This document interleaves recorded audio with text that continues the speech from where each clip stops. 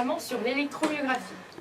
L'électromyographie est l'enregistrement de l'activité électrique dont les muscles sont le siège lorsqu'ils sont excités.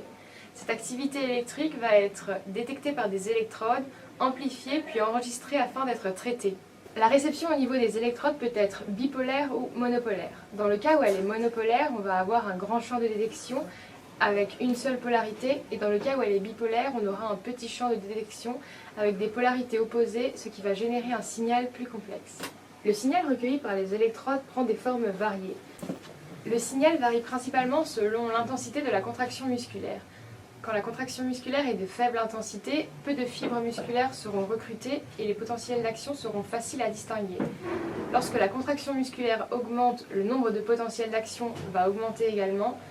Enfin, lorsque la contraction devient très intense, on obtient un tracé interférentiel où il n'est plus possible de distinguer les différents potentiels. Il existe un couplage fonctionnel entre l'excitation par un potentiel d'action et la contraction des fibres musculaires. En effet, lorsque le potentiel d'action se propage le long de la fibre musculaire, cela entraîne la libération de calcium par le réticulum sarcoplasmique, ce qui conduit à la contraction des fibres musculaires et donc au développement d'une force.